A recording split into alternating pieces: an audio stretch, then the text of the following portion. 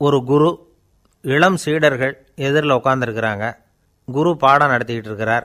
சீடர்களுக்கு ஒரு ஆசை, அதாவது ஒரு முக்கியமான மந்திரத்தை நம்ம குருநாதர்கிட்ட இருந்து கற்றுக்கணும் அப்படிங்கிறது அவங்க ஆசை. அது என்ன மந்திரம்னா, இறந்தவரை உயிர்ப்பிக்கக்கூடிய புனித மந்திரம், அதாவது செத்தவங்களுக்கு மீண்டும் உயிர் உண்டாக்குகிற மந்திரம். குருவே, தயவு பண்ணி அந்த மந்திரத்தை எங்களுக்கு உபதேசிக்கணும் அப்படின்னு கேட்டாங்க. அது ரொம்ப ஆபத்தானது, அது என்னத்துக்கு உங்களுக்கு வேண்டாமேன்னாராம் குரு. எங்களுடைய நம்பிக்கை உறுதிப்படுறதுக்காகத்தான் கேட்குறோம், வேற ஒன்றும் இல்லை அப்படின்னாங்களாம் சீடர்கள். பக்குவப்படாத அறிவுங்கிறது ரொம்ப ஆபத்தானது அப்படின்னாராம் குரு. இது சீடர்களுக்கு புரியல. அது எப்படிங்க பக்குவப்படாத அறிவு ஆபத்தானதுன்னு சொல்கிறீங்க, அப்படின்னா என்ன அப்படின்னு கேட்டிருக்காங்க சீடர்கள். குரு அதுக்கு விளக்கம் கொடுத்தாராம். அந்த மந்திரத்தை எப்போ பயன்படுத்தணுங்கிறது முக்கியம். அதை அறியக்கூடிய ஞானம் ஏற்படுகிற வரைக்கும் அதை தெரிஞ்சுக்காமல் இருக்கிறது தான் நல்லது, இல்லைன்னா ஆபத்துன்னாராம். ஆனால் அந்த சீடர்கள் அதை கேட்குற மாதிரி இல்லை, ரொம்ப பிடிவாதம் பண்ண ஆரம்பிச்சுட்டாங்க. சரி வாங்க சொல்கிறேன்னார் குரு. எல்லாரும் வந்தாங்க. அந்த புனித மந்திரத்தை அவங்களுக்கு ரகசியமாக உபதேசம் பண்ணார். உபதேசம் பண்ணிவிட்டு அவங்களுக்கு எச்சரிக்கையும் கொடுத்தார். இந்த மந்திரத்தை நல்லா ஆராய்ச்சி பார்த்ததுக்கு அப்புறம்தான் உச்சரிக்கணும், அவசரப்பட்டு எதுவும் செஞ்சிடக்கூடாது அப்படின்னு ஒரு தடவைக்கு பல தடவை எச்சரிக்கை கொடுத்தார். சரின்னு சொல்லிவிட்டு அவங்கெல்லாம் மந்திரத்தை கற்றுக்கிட்டு எழுந்திரிச்சு போயிட்டாங்க. ஒரு நாள் அந்த சீடர்கள் எல்லாம் மணற்பாங்கான இடத்துல அப்படியே நடந்து போயிட்டுருக்கிறாங்க. ஒரு பாலைவன பகுதி மாதிரி ஒரு இடம். அங்கே ஒரு இடத்துல எலும்புகள் குவியலாக கிடந்தது.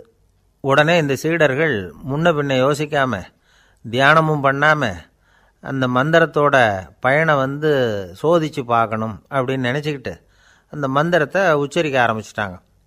அவ்வளவுதான். உடனே என்னாச்சு தெரியுமா, அந்த எலும்புகள் எல்லாம் ஓநாய்களாக மாறி அவங்கள துரத்த ஆரம்பிச்சுட்டுது. சீடர்கள் எல்லாம் தலைதெறிக்கி ஓட ஆரம்பிச்சிட்டாங்க.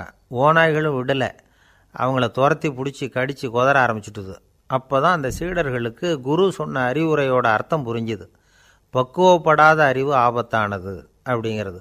அதனால் இதிலேருந்து நாம் தெரிஞ்சுக்க வேண்டியது என்னென்னா, நாம் நம்ம அறிவை வளர்த்துக்கிட்டால் மட்டும் போதாது, அந்த அறிவை எப்போ எப்படி பயன்படுத்தணும் அப்படிங்கிற பக்குவமும் நமக்கு வரணும். அப்போ தான் வாழ்க்கை நல்லபடியாக அமையும், இல்லைன்னா இடைஞ்சல் தான். இந்த காலத்தில் சில சின்ன பிள்ளைங்களுக்கே அறிவு ரொம்ப பக்குவப்பட்டிருக்குங்கிறத உணர முடியுது. ஒரு சின்ன பையன் பள்ளிக்கூடத்தில் மார்க் லிஸ்ட் கொடுத்தாங்க, வாங்கிக்கிட்டு அவசரமாக வீட்டுக்கு ஓடினான். எதிரில் வந்த ஒருத்தர் கேட்டார், என்ன அவசரம், ஏன் இப்படி வேகமாக ஓடுறேன்னார்.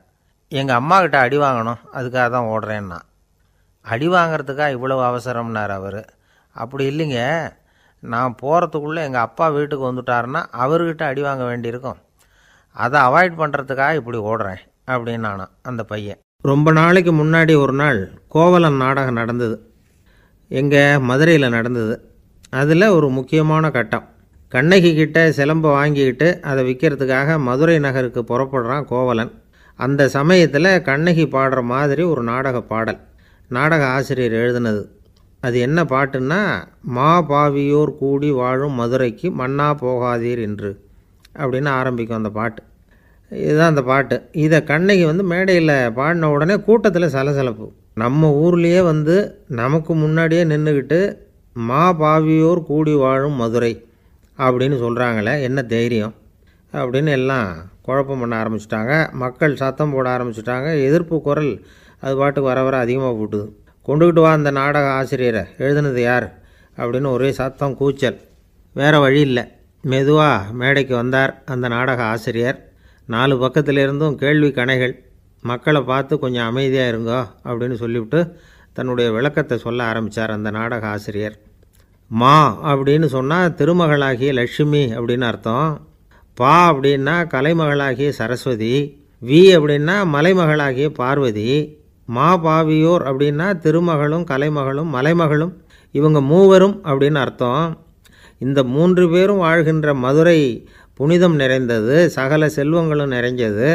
அப்படிப்பட்ட ஊரில் நான் அணிந்து கொள்ளும் இந்த சாதாரண சிலம்பை யார் வாங்கிக்குவாங்க அப்படிங்கிற எண்ணத்தோடு தான் கண்ணகி அப்படி சொல்கிறா. அதை நினச்சி தான் நான் எழுதினேன். ஆகவே மதுரையை ரொம்ப சிரமப்படுத்தணும், ரொம்ப மோசமாக எழுதணும் அப்படிங்கிற எண்ணம்லாம் எனக்கு கிடையாது, பெருமைப்படுத்தணும்னு நினச்சி தான் அப்படி எழுதினேன் அப்படின்னு விளக்கம் கொடுத்தாராம். இந்த விளக்கத்தை கேட்டதும் எல்லாரும் ரொம்ப சமாதானம் ஆகிட்டாங்களாம். இப்படி விளக்கம் கொடுத்த அந்த நாடக ஆசிரியர் யார் தெரியுமா? அவர் தான் தமிழ் நாடக உலகின் முதல் ஆசான் சங்கரதாஸ் சுவாமிகள். அவருக்கு நகைச்சுவை உணர்வும் அதிகம். 1920ஆம் ஆண்டு திருநெல்வேலியில் அவர் தங்கியிருக்கிறார் நாடகம் நடத்துறதுக்காக. அவர் தங்கியிருந்த வீட்டில் கொசு மூட்டைப்பூச்சி அதிகமாக இருந்திருக்கு. அவரால் தூங்கவே முடியல. அவர் அனுபவித்த தொல்லைகள் ஒரு பாட்டாக உருவாச்சு. வேடிக்கையாக ஒரு பாட்டு எழுதினாராம். மூட்டையும் கொசுவும் ஒரு வீட்டிலே மீட்டிங் போட்டால் முன்னே நிற்க யாரால் முடியும்? கொசு மோகன ராகம் போல சத்தம் போட்டு முன்னே நின்று செய்திடும் யுத்தம். இதை மறுநாள் நாடகத்தில் கோமாளி வேஷம் போட்ட ஒரு சிறுவனை விட்டு பாட வச்சுருக்கார். எல்லாரும் சிரித்து ரசித்தாங்களாம். சங்கரதாஸ் சுவாமிகள் கல்யாணமே பண்ணிக்கல, துறவி மாதிரியே வாழ்ந்திருக்கார். தமிழ் நாடக கலைக்கு தன்னையே அர்ப்பணம் பண்ணிக்கிட்டவர் அவர். 1922 நவம்பர் மாதத்தில் ஒரு நாள் புதுச்சேரியில் அவர் வாழ்க்கை முடிஞ்சுது. அப்போ அவருக்கு வயசு 55. சங்கரதாஸ் சுவாமிகள் நாடக ஆசிரியர் மட்டும் இல்லை, மேடை நாடக இயக்குனர், தயாரிப்பாளர், அவரே ஒரு சிறந்த நடிகர். ஒரு தடவை சாவித்திரி நாடகத்தில் இவர் யமதர்மனாக வேஷம் போட்டு நடிச்சிருக்கிறார். நாடகம் பார்த்துக்கிட்டு இருந்த கருவுற்ற ஒரு பெண்மணிக்கு பயத்தினால அங்கேயே குழந்தை பிறந்துட்டு தான். அந்த நிகழ்ச்சிக்கு அப்புறம் இவர் இந்த வேஷம் போடுறப்போலாம் ஜனங்களுக்கு முன்கூட்டியே எச்சரிக்கை கொடுக்க ஆரம்பிச்சிருவாராம். அதாவது அப்படி யாராவது பயப்படுறவங்க இருந்தால் கொஞ்சம் கண்ணை மூடிங்க அல்லது எழுந்திரிச்சு போடுங்கன்னு. நடிப்புன்னா அப்படிலாம் இருக்கணும். இந்த காலத்தில் நடிகர் ஒருத்தர் சொன்னார், சார் நான் இந்த நாடகத்தில் நடிக்கிறப்போ முகத்தில் நவரசங்களையும் காட்டி நடித்தேன், உணர்ச்சிகளையெல்லாம் நல்லா காட்டி நடித்தேன். அப்படி இருந்தும் ஜனங்கள் கல் எடுத்து மேடையில் வீசிவிட்டாங்க சார் அப்படின்னார். நாடகத்தில் உங்களுக்கு என்ன வேஷம் அப்படின்னு கேட்டாங்க. அது செத்து கிடக்கிற பணமாக நடித்தேன் சார் அப்படின்னார். என்னுடைய நண்பர் ஒருத்தர், அவருக்கு ஜாதகத்தில் நம்பிக்கை உண்டு. அவரே ஜோசியமெல்லாம் பார்ப்பார். என்ன சார் இந்த காலத்தில் இதையெல்லாம் நம்பிக்கிட்டு இருக்கீங்களேன்னு கேட்டால், உங்களுக்கு ஒன்றும் தெரியாது சார், இந்த உலகத்தில் ஒவ்வொருத்தரும் அவங்கவுங்க செய்கிற நல்லது கெட்டதுக்கு தகுந்த பலனை அனுபவிச்சே தீரணும்பார். அது மட்டும் இல்லை, ஒருத்தன் செத்துட்டா கூட அவன் செஞ்ச பாவ புண்ணியங்கள் கூடவே போயிட்டுருக்கோம்பார். அது எப்படி கூட போகும் அப்படின்னு குதர்க்கமாக கேட்டால், அதுக்கு அவர் ஒரு கதை சொன்னார். அது ரொம்ப சுவாரஸ்யமாக இருந்தது. ஒரு ஊரில் ஒருத்தர் இருந்தாராம். அவர் ஜோசியம் பார்க்குறதுல ரொம்ப கெட்டிக்காரரு. ஒருத்தருடைய தலைமுடியை மட்டும் அவர்கிட்ட காட்டினா போதும், அதை மட்டும் பார்த்துட்டு அவருடைய ஜாதகத்தையே சொல்லிவிடுவாராம். அப்பேற்பட்ட திறமை. அந்த ஆள் ஒரு சமயம் கன்னியாகுமரி கடற்கரைக்கு போயிருந்துருக்கிறார். அங்கே கரை ஓரமாக ஒரு மண்டை ஓடு கிடந்திருக்கு. அதை எடுத்து பார்த்துருக்கிறார். அந்த மண்டை ஓட்டை வச்சுக்கிட்டே அதோட ஜாதகத்தை அலசியிருக்கிறார். இந்த மண்டை ஓட்டுக்கு உரிய ஆசாமி வாழ்க்கையில் ரொம்ப கஷ்டப்பட்டுருக்கிறான், நிறைய கஷ்டத்தை அனுபவிச்சிருக்கிறான், அது தாங்க முடியாமல் தான் கடலில் விழுந்து தற்கொலை பண்ணிகிட்டு இருக்கான் அப்படிங்கிறத அவர் கணிச்சுட்டார். இருந்தாலும் இந்த மண்டை ஓடு இன்னமும் அனுபவிக்க வேண்டியது பாக்கி இருக்குது அப்படிங்கிறதையும் அவர் உணர்றார். அது சரி, ஒருத்த உயிரோடு இருக்கிற வரைக்கும் தானே நல்லது கெட்டதை அனுபவிக்க முடியும். செத்ததுக்கு அப்புறமும் பாக்கி இருக்குன்னா அதை எப்படி அனுபவிக்கிறது? இந்த மண்டை ஓட்டுக்கு இன்னும் கொஞ்சம் பாக்கி இருக்குது அப்படிங்கிறது அவருக்கு புரிஞ்சதே தவிர அதோட அர்த்தம் என்னங்கிறது அவருக்கு சரியாக விளங்கலை. சரி, இதை இன்னும் கொஞ்சம் விவரமாக ஆராய்ச்சி பண்ணி பார்ப்போம் அப்படின்னு நினச்சிக்கிட்டு அதை தன்னுடைய வீட்டுக்கு எடுத்துகிட்டு போயிட்டார். அந்த மண்டை ஓட்டை ஒரு பொட்டியில் வச்சு பூட்டினார். தன்னுடைய தனி அறையில் அதை பத்திரமாக வச்சுக்கிட்டார். தினமும் ராத்திரி ஆனதும் தன்னுடைய மனைவியை பார்த்து, நீ போய் பூஜை அறையில் தனியாக படுத்துக்கோ அப்படின்னு சொல்லிவிட்டு, இவர் தினம் ராத்திரி 12 மணிக்கு பொட்டியை திறந்து பார்ப்பார். மண்டை ஓடு அப்படியே இருந்ததே தவிர இன்னும் கொஞ்சம் பாக்கி இருக்குங்கிறதுக்கு அர்த்தம் அவருக்கு விளங்கலை. அந்த மண்டை ஓட்டுக்கு இன்னும் என்ன பாக்கி இருக்க போகுது? இப்படியே ஒரு 10 நாள் போச்சு. அந்த வீட்டம்மாவுக்கு சந்தேகம் வந்துட்டுது. நம்ம வீட்டுக்காரர் நம்மளை தனியாக ஏன் தூங்க சொல்கிறார் அப்படிங்கிற சந்தேகம். உடனே பக்கத்து வீட்டு அம்மாக்கிட்ட விஷயத்தை சொல்லியிருக்கிறாங்க.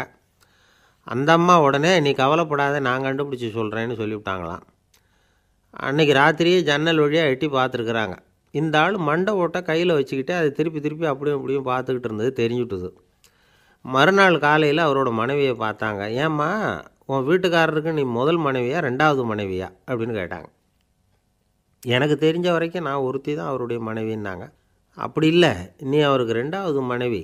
முதல் மனைவியின் மண்டை ஓடு தான் அவர் கையில் இருக்குப்போ, அதை தான் அவர் தினமும் ராத்திரியில் எடுத்து பார்த்துக்கிட்டு இருக்கிறாரு அப்படின்னு விட்டாங்க அந்த அடுத்த வீட்டம்மா. அப்படியா விஷயம்னு சொல்லிவிட்டு கணவன் வீட்டில் இல்லாத நேரமாக பார்த்து அந்த மண்டை ஓட்டை எடுத்து கொண்டாந்து ஒரு உரலில் போட்டு உலக்கையால் குத்தி நொறுக்க ஆரம்பிச்சுட்டுது அந்த அம்மா. வெளியே போயிருந்த அந்த ஆள் அப்போ தான் உள்ளே நுழைஞ்சார். மண்டை ஓடு உலக்கைக்கிட்ட குத்து வாங்கிட்டு இருக்கு. அது அனுபவிக்க வேண்டியது இன்னும் கொஞ்சம் பாக்கி இருக்குது அப்படிங்கிறதுக்கான அர்த்தம் எனக்கு இப்போ தான் புரிஞ்சுதுன்னாராம் அவர். இந்த கதையிலேருந்து நாம் இன்னொரு நீதியையும் புரிஞ்சுக்கணும். அதாவது நம்ம வீட்டை பற்றி நமக்கு தெரியாததெல்லாம் அடுத்த வீட்டுக்காரங்களுக்கு நல்லா தெரியும். ஒருத்தர் ரொம்ப கவலையோடு உட்காந்துருந்தார். எதை பற்றி சார் கவலைப்படுறீங்கன்னு கேட்டோம். எதிர்காலத்தை பற்றி கவலைப்படுறேன்னார். ஏன்னு கேட்டோம். என்ன பண்ணுறதுன்னே தெரியல சார், எதிர்காலம் ஒரே இருட்டாக இருக்குது, பாதையே புரியலன்னார். இன்றைக்கி நம்ம இளைஞர்கள் பல பேருக்கு எதிர்காலம் இருட்டாக தான் தெரியுது. அவங்கெல்லாம் இந்த கதையை கொஞ்சம் கேட்கணும். ஒரு மலை அடிவாரத்தில் ஒரு சின்ன கிராமம். அந்த மலை ரொம்ப உயரமானது. அடர்த்தியாக செடி கொடிகள் மரங்கள் அதில் மண்டி கிடக்குது. பகல் வேளையில் இருட்டாக தான் இருக்கும், அவ்வளோ அடர்த்தி. அந்த மலை உச்சியில் ஒரு கோவில். நாள் ராத்திரியே புறப்பட்டால் தான் காலையில் அந்த கோவிலுக்கு போய் சேர முடியும். கிராமத்து இளைஞன் ஒருத்தன் அந்த மலை உச்சிக்கு போக வேண்டியிருந்தது. கையில் ஒரு விளக்கை எடுத்துக்கிட்டு நாள் ராத்திரியே புறப்பட்டான். புறப்பட்டு போனவன் கிராமத்து எல்லையிலேயே நின்றுட்டான். ஏன் தெரியுமா? அவன் கையில் இருந்த விளக்கோட வெளிச்சம் 10 அடி தூரத்துக்கு தான் தெரியுது. அது வரைக்கும் தான் பாதை தெளிவாக இருக்குது. அதுக்கு அப்பாலெல்லாம் ஒரே இருட்டாக இருக்குது, பாதை புரியல. இவன் யோசனை பண்ணி பார்த்தான். மனசுக்குள்ளே ஒரு சந்தேகம். 10 அடி தூரம் தானே வெளிச்சம் தெரியுது, அப்படின்னா நாம் 10 அடி தூரம் தானே போக முடியும். அதுக்கும் அந்தாண்ட ஒரே இருட்டாக இருக்குதே, அதில் எப்படி நாம் நடந்து போகிறது? நாம் ரொம்ப தூரம் நடந்து போய் ஆகணுமே.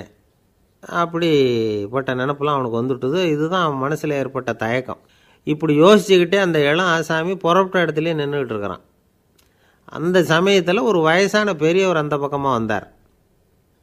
அவர் கையில் இதை விட சின்னதாக ஒரு விளக்கு வச்சுருந்தார். அது எப்படின்னா அது ஒரு 5 அடி தூரத்துக்கு தான் வெளிச்சம் காட்டுது. அவ்வளவு சின்ன விளக்கு. அவரும் மலை உச்சிக்கு போகிறதுக்காக தான் வந்துக்கிட்டு இருக்கிறார். அவரை பார்த்து இவன் கேட்டான், என்ன பெரியவரே, இவ்வளவு சின்ன விளக்கை வச்சுக்கிட்டு அவ்வளவு தூரத்துக்கு எப்படி மலையேற போகிறீங்க அப்படின்னு கேட்டான். நீ ஏன் இப்படி தயங்கிட்டே நிற்கிறேன்னு கேட்டார் பெரியவர். என்கிட்ட இருக்கிற விளக்கு 10 அடி தூரத்துக்கு தான் பாதையை காட்டுதுன்னா. இப்போ பெரியவர் சொன்னார், தம்பி, உன் கையில் இருக்கிற விளக்கு கொடுக்குற வெளிச்சத்தை வச்சு நீ முதல்ல 10 அடி தூரம் முன்னாடி போ. 10வது அடியில் போய் நின்றுக்கிட்டு பாரு. மறுபடியும் ஒரு 10 அடி தூரத்துக்கு பாதை தெரியும். இப்படி உன் கையில் இருக்கிற விளக்கு தொடர்ந்து வெளிச்சம் காட்டிக்கிட்டே இருக்கும். நீ முன்னேற முன்னேற அந்த வெளிச்சமும் முன்னேறும். அதனால் எத்தனை கிலோமீட்டர் தூரம் வேணும்னாலும் நீ இந்த 10 அடி தூரம் வெளிச்சத்தை வச்சுக்கிட்டே நீ போயிடலாம், புறப்படு அப்படின்னார். இப்போ தான் அந்த பெரியவர் சொன்னது இளைஞனுக்கு பளிச்சுன்னு புரிஞ்சுதான். உடனே உற்சாகமாக புறப்பட்டான், உச்சிக்கு போய் சேர்ந்தான். இந்த கதையிலேருந்து நாம் புரிஞ்சிக்க வேண்டியது என்ன தெரியுமா? நீண்ட கால திட்டம் ஒன்று போடும் பொழுது நமக்கு முன்னாடி இருக்கிறத மறந்துவிட்டு மனசை போட்டு குழப்பிக்கக்கூடாது. உங்கள் கையில் என்ன இருக்கோ அதுலேயே உங்கள் எதிர்காலம் மறைஞ்சிருக்குது. கண் முன்னாடி தெரியறத வச்சு ஆரம்பிங்க, போக போக வழி தானாக புலப்படும் அப்படிங்கிறார் ஒரு பெரியவர். பெரிய பயணங்களையெல்லாம் இப்படி தான் நடத்த வேண்டியிருக்கும். ஒவ்வொரு அடியாக எடுத்து வச்சா ஓடி போய் சேர்ந்து விடலாம்.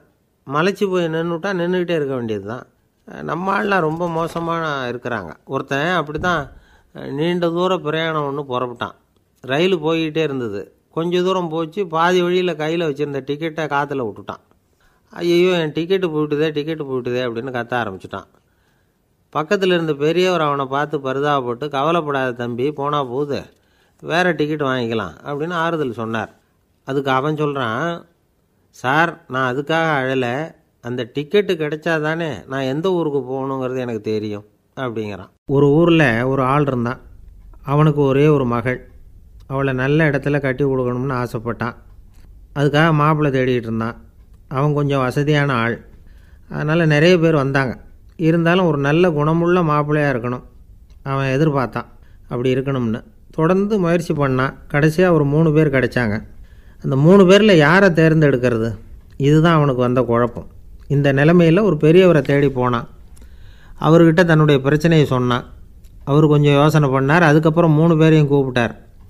இதை பாருங்கப்பா, உங்கள் 3 பேருக்கும் 3 மாத கால அவகாசம் தர்றேன். நீங்கள் இப்போ போகலாம். 3 மாதம் கழித்து திரும்பி வரலாம். அப்படி வரும்பொழுது இந்த 3 மாத காலத்தில் நீங்கள் செஞ்ச நல்ல காரியம் ஏதாவது ஒன்று சொல்லணும். அதை வச்சு உங்களில் ஒருத்தரை நாங்கள் தேர்ந்தெடுத்துக்கிறோம் அப்படின்னு சொன்னாராம். 3 பேரும் சரின்னு சொல்லிவிட்டு திரும்பி போயிட்டாங்க. 3 மாதம் ஆச்சு. அதுக்கப்புறம் ஒரு நாள் திரும்பி வந்தாங்க. அவர் அவங்கள கூப்பிட்டு உட்கார வச்சார். அப்புறம் கேட்டார், இப்போ சொல்லுங்கள், இந்த 3 மாத காலத்தில் நீங்கள் செஞ்சுருக்கிற ஏதாவது ஒரு நல்ல காரியத்தை சொல்லுங்க அப்படின்னார். முதல்ல ஒருத்தன் எழுந்திரிச்சு நின்னான். ஐயா, எங்கள் அப்பா இறந்த பிறகு அவரோட கணக்கு வழக்குகளை எடுத்து பார்த்துக்கிட்டு இருந்தேன். அவர் ஒரு வியாபாரிகிட்ட 10,000 ரூபா கடன் வாங்கியிருக்கிறதாக எழுதியிருந்தார். அந்த வியாபாரியும் இப்போ உயிரோடு இல்லை. இருந்தாலும் அந்த வியாபாரியோட மகனை தேடி கண்டுபிடிச்சேன். கணக்கு புத்தகத்தை காட்டினேன். எங்கள் அப்பா உங்கள் அப்பா கிட்ட 10,000 ரூபா கடன் வாங்கியிருக்கிறதாக இதை எழுதியிருக்கிறார். அதனால் அதை திருப்பி கொடுக்கறதுக்காக வந்திருக்கிறேன். இந்தாங்க அந்த பணம் அப்படின்னு சொல்லி கொடுத்துட்டு வந்துட்டேன் அப்படின்னு நானும். இதை பெரியவர் கவனமாக கேட்டுக்கிட்டார். அதுக்கப்புறம் 2வது இளைஞன் எழுந்திரிச்சான். ஐயா, நான் போன மாதம் ஒரு நாள் ராத்திரி வேளையில் ஒரு காட்டுப்பாதை வழியாக எங்கள் ஊருக்கு போய்கிட்டு இருந்தேன். அந்த சமயத்தில் அந்த வழியாக வந்துக்கிட்டு இருந்த ஒரு வழிப்போக்கர்கிட்ட 4-5 திருடர்கள் வம்பு வளர்த்து அவர்கிட்ட இருந்த பொருளையெல்லாம் கொள்ளையடிச்சிக்கிட்டு இருந்தாங்க. நான் உடனே ஒரு குச்சியை எடுத்துகிட்டு ஓடினேன். அந்த திருடர்களை அடித்து விரட்டினேன். பொருளையெல்லாம் மீட்டு அந்த வழிப்போக்கர்கிட்ட ஒப்படைச்சேன். அவரை பத்திரமா அழைச்சிட்டு போய் அவர் வீட்டில் விட்டுட்டு வந்தேன் அப்படின்னு நானும். இதையும் பெரியவர் கவனமாக கேட்டுக்கிட்டார். அடுத்தபடியாக 3வது இளைஞன் எழுந்திரிச்சான். ஐயா, போன மாதம் ஒரு நாள் நான் ஒரு மலைப்பாதை வழியாக போய்கிட்டு இருந்தேன்.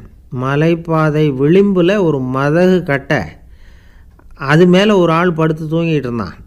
அந்த பக்கம் தவறி உருண்டு விழுந்திருந்தான்னா அதில் பாதாளம். அது மலையடி வாரத்தில் போய் தான் விழணும், அவ்வளவு பள்ளம். அது தெரியாமல் அவன் பாட்டுக்கு தூங்கிட்டு இருந்தான். நான் உடனே அவன்கிட்ட ஓடி போய் குனிஞ்சு அவன் முகத்தை பார்த்தேன். அப்போ தான் புரிஞ்சுது, அவன் ஏற்கனவே எனக்கு தெரியும். அவனை எனக்கு நிறைய கெடுதல் பண்ணியிருக்கிறான், இடைஞ்சல் கொடுத்தவன். இருந்தாலும் ஐயோ பாவம்னு நினச்சி அவனை எழுப்பி பாதுகாப்பாக வேற ஒரு இடத்துல படுக்க வச்சுட்டு வந்தேன் அப்படின்னு நானும். பெரியவர் இதையும் கேட்டுக்கிட்டார். அதுக்கப்புறம் அவங்க 3 பேரையும் பார்த்து, நீங்கள் போகலாம், நாங்கள் யோசித்து முடிவு பண்ணி உங்களுக்கு சொல்லி அனுப்புகிறோம் அப்படின்னாராம். அந்த இளைஞர்கள் புறப்பட்டு போயிட்டாங்க. அதுக்கப்புறம் அந்த பெண்ணோட அப்பாவை பார்த்து சொன்னார், இந்த 3 பேருமே நல்ல பிள்ளைங்க தான், அதில் ஒன்றும் சந்தேகம் இல்லை. இருந்தாலும் இந்த 3 பேர் செஞ்ச செயல்களையும் ஒப்பிட்டு பார்க்க வேண்டியிருக்கு. முதல் இளைஞன் நேர்மைக்கு எடுத்துக்காட்டாக விளங்குறான். இந்த காலத்தில் இது மாதிரி இளைஞர்களை பார்க்குறது ரொம்ப கஷ்டம்தான். இருந்தாலும் அவன் கடமையை தான் செஞ்சான். 2வது இளைஞன் நல்ல வீரன், தைரியசாலி. ஒரு வீரன் எதை செய்யணுமோ அதைத்தான் இவன் செஞ்சான். இவன் ஒரு லட்சிய மனிதன். 3வது இளைஞன் தன்னுடைய பகைவனுக்கே உதவி செஞ்சுருக்கான். அவன் உயிரை காப்பாற்றியிருக்கிறான். பகைவனுக்கு அருள்வதுங்கிறது ஒரு சாதாரண மனுஷனால் செய்யக்கூடிய காரியம் இல்லை. பகையை மறக்கிறதும் பகைவனுக்கு அருள்வதும் தெய்வீக பண்புகள். அதனால் இவனையே உன்னுடைய மகளுக்கு ஏற்ற மாப்பிள்ளையாக தேர்ந்தெடுக்கலாம் அப்படின்னு சொன்னாங்களாம்.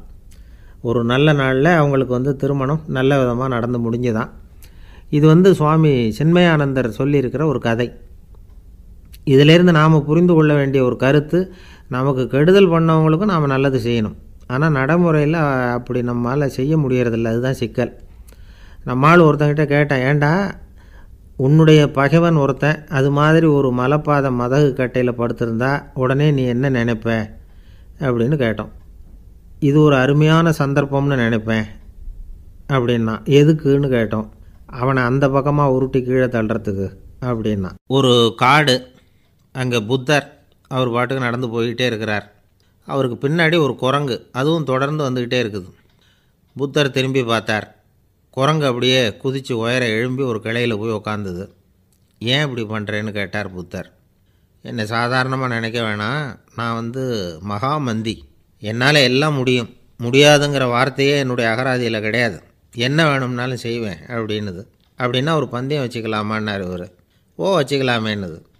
வேறு ஒன்றும் இல்லை, இப்போ நீ மேலே எழும்பி அந்த கிளையில் உட்காந்தது மாதிரி அங்கேருந்து தாவி என் உள்ளங்கையில் உட்காரணும், அவ்வளவுதான் அப்படின்னார்.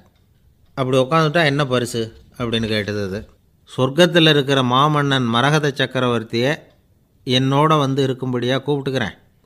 அந்த சமயத்தில் அவருடைய அரியணை அங்கே காலியாகிடும், நீ அதில் போய் உட்காந்துக்கலாம்.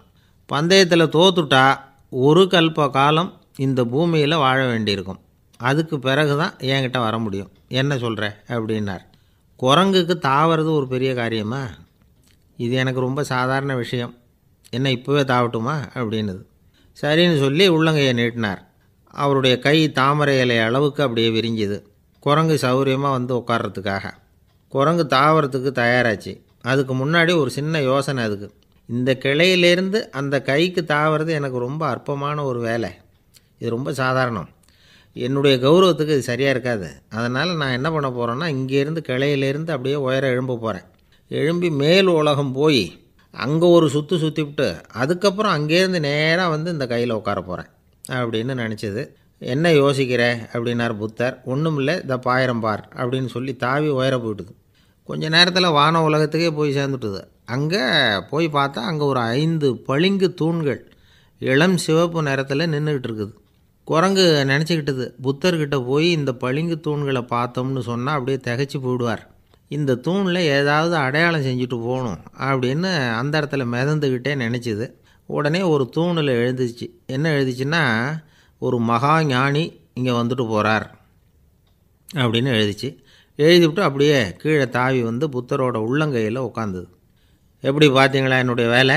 வான உலகத்துக்கே போய் அங்கே இருக்கிற 5 பளிங்கு தூண்களை பார்த்துட்டு அதில் நான் வந்த விவரத்தை எழுதி வச்சுட்டு அதுக்கப்புறம் இங்கே வந்திருக்கிறேன் அப்படின்னுது ரொம்ப பெருமையாக. அப்படியா அப்படின்னார் புத்தர். ஆமாம், சந்தேகமாக இருந்தால் வாங்க அழைச்சிட்டு போய் காட்டுறேன் அப்படின்னுது அந்த குரங்கு. அதுக்கு தேவையில்லை, அப்படியே கொஞ்சம் கீழே குனிஞ்சு பார் தெரியும் அப்படின்னார் புத்தர். அங்கே பார்த்தா புத்தரோட உள்ளங்கை தெரிஞ்சுது. நல்லா உத்து பார்த்துது. அவரோட ஒரு விரலில் அது எழுதிய வாசகம் தெரிஞ்சுது. குரங்கு யோசனை பண்ணிச்சு, அப்படின்னா வானத்தில் நான் பார்த்தது புத்தரோட விரல்களா அப்படின்னு யோசிச்சுது. இதை புரிஞ்சுக்கிட்ட உடனே அந்த குரங்கோட கர்வம் அழிஞ்சு போச்சான். நம்ம மனசு தான் இந்த குரங்கு. மனம்ங்கிறதும் ஆணவங்கிறதும் ஒரு நாணயத்தின் 2 பக்கங்கள். மனம் உள்ளவரை ஆணவமும் இருக்கும். மனம் அழிஞ்சாதான் ஆணவம் அழியும். மனம் அழிய வேண்டும் அப்படின்னு பெரியவங்க சொல்கிறது இந்த அர்த்தத்தில் தான். நம்ம ஆளுங்க சவால் விடுறதெல்லாம் வேறு மாதிரி. ஒருத்தன் ஒரு வாய்க்காலை தாண்டுறேன்னு பந்தயம் கட்டி தாண்ட முடியாமல் வாய்க்காலில் விழுந்து காலை உடச்சிக்கிட்டு கட்டு போட்டுக்கிட்டு வந்தான். ஏண்டா அப்படின்னு கேட்டாங்க. நான் பந்தயம் கட்டின நேரம் சரியில்லை அப்படின்னா. எப்படிறான்னு கேட்டிருக்காங்க. வாய்க்காலில் தண்ணி இருக்கிற நேரமாக பார்த்து பந்தயம் கட்டியிருக்கணும் அப்படின்னானா. ஒரு அம்மா, அவங்களுக்கு 35 வயசு இருக்கும். குடும்பத்தில் எந்த கஷ்டமும் இல்லை. இருந்தாலும் காரணம் இல்லாமல் பிள்ளைங்க பேரில் கோவப்படுறது, எரிஞ்சு விடுறது அவங்க வழக்கம். பிள்ளைங்க அழும். உடனே அவங்க மனசும் சங்கடப்படும். இன்னொரு அம்மா, நல்ல வேலையில் இருக்கிறவங்க, வாரத்துக்கு ஒரு தடவையாவது தலைவலி வந்துடும். இவங்களுக்கெல்லாம் உடம்புல எந்த கோளாறும் இல்லை, மனசு மட்டும் சரியாக இருக்காது. தூக்க மாத்திரை கையில் வச்சுருப்பாங்க. 30-35 வயசுடைய பெண்களுக்கு சர்வசாதாரணமாக காணப்படுகிற மனக்கோளாறு இது. இதுக்கு பேர் மனவாட்டம், டிப்ரெஷன், மனமடிவு அப்படின்னு சொல்லலாம். இந்த நோய்க்கு அறிகுறி என்ன தெரியுமா? மனசில் வருத்தமான உணர்வு இருக்கும். அடிக்கடி அழலாம் போல தோணும். முன்னால் எல்லாம் எந்தெந்த செயலில் ஆர்வம் இருந்ததோ அதெல்லாம் குறைஞ்சிரும், அல்லது சுத்தமாகவே ஆர்வம் இல்லாமல் போயிடும். சில பெண்கள் இளம் வயசில் பக்கத்தில் இருக்கிறவங்க கிட்ட கலகலப்பாக பேசுவாங்க. வீட்டை அலங்கரிக்கிறதுல ஆர்வம் இருக்கும். இப்போ அதிலெல்லாம் ஆர்வம் இல்லாமல் போயிடும். எந்த வேலை செஞ்சாலும் சீக்கிரம் களைப்பு அடைஞ்சுடுறது மாதிரி ஆகிடும். நமக்கு யாருமே உதவியாக இல்லை, நம்ம எல்லாரும் கை விட்டுட்டாங்க போல் இருக்குதே அப்படிங்கிற உணர்வுலாம் உண்டாகும். தன்னைத்தானே குறை சொல்லிக்குவாங்க. நாம் தப்பு பண்ணிவிட்டோம் போல் இருக்குதே அப்படின்னு தோணும். குற்றம் பண்ணிட்டதா நினச்சி கஷ்டப்படுவாங்க. பசி இருக்காது, தூக்கத்தில் தொந்தரவு இருக்கும். அடிக்கடி செத்து போடலாங்கிற உணர்வு வரும். தற்கொலை பண்ணிக்கலாங்கிற எண்ணம் உண்டாகும். சில பேர் தற்கொலை முயற்சியில் கூட ஈடுபடுவாங்க. சில பேருக்கு பலவிதமான உடல் வலிகள் இருக்கும், பலவீனம் இருக்கும், சீக்கிரமாக களைப்படைஞ்சு போடுவாங்க. இதெல்லாம் மனவாட்ட நோய்க்கான தன்மைகள். இந்த மனவாட்டம், அதாவது டிப்ரெஷனை 2 வகையாக பிரிக்கலாமா. ஒன்று தானாக உண்டாக்கிக்கிறது, இன்னொன்று எதிர் விளைவை உண்டு பண்ணுகிற அல்லது நரம்பு சம்பந்தப்பட்ட டிப்ரெஷன். தானாக உண்டாக்கிக்கிற மனவாட்ட நோய் இருக்குது பாருங்கள், அதுக்கு ஏதாவது சூழ்நிலை காரணமாக இருக்கலாம், அல்லது இல்லாமலும் போகலாம். மூளையில் டொப்பாமைன் அல்லது செரோட்டோனின் இதோட அளவு குறையும் பொழுது இந்த டிப்ரெஷன் உண்டாகுது. இதுக்கு ஓரளவு பிறவி காரணங்கள் கூட இருக்கலாம். குடும்பத்தில் வேறு சிலருக்கும் வரலாம். பாதிக்கப்பட்ட பெண்ணை பார்க்குறதுக்கு பலவீனமாக தெரியும். கடுமையான குற்ற உணர்வு இருக்கும். தனியாக இருக்கிறதுக்கு ஆசைப்படுவாங்க. நடு ராத்திரியில் எழுந்திரிச்சு உட்காந்து கஷ்டப்பட்டுக்கிட்டு இருப்பாங்க. கொடூரமான முறையில் தற்கொலை பண்ணிக்க முயற்சி பண்ணுவாங்க. தீ வச்சுக்கிறது, அமிலத்தை குடிக்கிறது, தூக்கில் தொங்குறது. இப்படி தானாக வரவழைச்சிக்கிற மனவாட்ட நோய் வந்து மறையக்கூடிய நோய். ஒரு தடவை வந்தால் 3லேருந்து 6 மாதம் வரைக்கும் நீடிக்கும். இடைப்பட்ட காலங்களில் நோயாளி இயல்பாக இருப்பார். எதிர் விளைவை உண்டு பண்ணுகிற அல்லது நரம்பு சம்பந்தப்பட்ட மனவாட்ட நோய் எப்படின்னா, கணவன் மனைவி மாமியார் மருமகள் இப்படிப்பட்ட உறவு முறை பிரச்சனைகள், தோல்விகள், எரிச்சல்கள், ஆஃபீஸு பிரச்சனை, இப்படிப்பட்ட சூழ்நிலையால் உண்டாகிறது. எல்லாத்துக்கும் மருந்து இருக்குது, மார்க்கம் இருக்குது, கவலைப்பட வேண்டியதில்லை, தைரியமாக இருக்கணும். உளவியல் மருத்துவம் இதுக்கு ரொம்ப உபயோகமாக இருக்கும். சில பெண்களை பாருங்கள், அவங்க எதுக்கும் அலட்டிக்கிறது இல்லை. ஒரு அம்மா அப்படி தான் தன்னுடைய கணவனை அழைச்சிக்கிட்டு ஒரு மனநோய் மருத்துவர்கிட்ட வந்தாங்க. டாக்டர், எங்கள் வீட்டுக்காரர் திடீர்னு ஒரு மாதிரி ஆயிட்டார், வித்தியாசமாக நடந்துகிறார். எப்படின்னா, இவர் தன்னையே ஒரு ஒட்டடை குச்சியாக நினச்சிக்கிட்டு இருக்கிறார். அப்படி நினச்சிக்கிட்டு தன்னுடைய தலையாலேயே வீட்டில் உள்ள ஒட்டடையெல்லாம் தொடச்சிக்கிட்டு இருக்கிறார் அப்படின்னாங்க. எவ்வளவு நாளாக அப்படி இருக்குதுன்னு கேட்டார் டாக்டர். 1 வாரமாக அப்படி இருக்குது அப்படின்னாங்க அந்த அம்மா. அப்படின்னா முன்னாடியே ஏன் அழைச்சிட்டு வரல அப்படின்னு கேட்டார் டாக்டர். வீடு பூரா சுத்தமாகட்டுமேனு பார்த்துக்கிட்டு இருந்தேன் டாக்டர் அப்படின்னாங்களாம் அந்த அம்மா. ஒரே ஒரு ஊரில் ஒரு பாதிரியார் இருந்தார். ரொம்ப நாள் சந்தோஷமாக வாழ்ந்தார். ஒரு நாள் அவர் மடத்து சமையல் அறையில் பாத்திரங்களை கழுவி துலக்கி சுத்தப்படுத்திக்கிட்டு இருந்தார். அந்த சமயத்தில் ஒரு தேவதூதன் அவர் முன்னாடி வந்து நின்னான். இவர் நிமிர்ந்து பார்த்தார். ஆண்டவர் என்னை உங்ககிட்ட அனுப்பியிருக்கிறார், பரலோகத்தில் வாசம் செய்யறதுக்கு உங்களுக்கு நேரம் வந்துட்டுது அப்படின்னு அந்த ஆள். ஆண்டவருக்கு என்னோட ஞாபகம் வந்ததுக்கு நன்றி. ஆனாலும் இப்போ இங்கே நீயே பாரு, எவ்வளவு பாண்டங்கள் பாக்கி இருக்கு, இவ்வளவையும் நான் சுத்தப்படுத்த வேண்டியிருக்கு. நான் நன்றி கெட்டவனாக இருக்க விரும்பலை. இந்த பணியை முடிக்கிற வரைக்கும் என்னுடைய பரலோக வாழ்வை தள்ளி வைக்க முடியுமா? நீ என்ன நினைக்கிற அப்படின்னு கேட்டார். தேவதூதன் தனக்கே உரிய விவேகத்தோட அன்போட பாதிரியாரை பார்த்தான். சரி, என்ன செய்யலாம்ங்கிறத அப்புறம் சொல்கிறேன் அப்படின்னு சொல்லிவிட்டு புறப்பட்டு போயிட்டான். ஒரு நாள் அந்த பாதிரியார் தோட்டத்தில் உள்ள களைகளை எல்லாம் ஒரு களை கொத்தியால் கொத்தி களை எடுத்துக்கிட்டு இருக்கிறார். அந்த சமயத்தில் இந்த தேவதூதன் மறுபடியும் அவர் முன்னாடி நிற்கிறான். பாதிரியார் பார்த்தார். இதை பாரு, இந்த தோட்டம் பூராவும் எவ்வளவு களை மண்டி கிடக்கு, பரலோகம் கொஞ்ச காலம் எனக்காக பொறுத்திருக்கலாம்னு நீ நினைக்கிறியா அப்படின்னு கேட்டார். தேவதூதன் சிரிச்சுக்கிட்டே மறுபடியும் மறைஞ்சிட்டான்.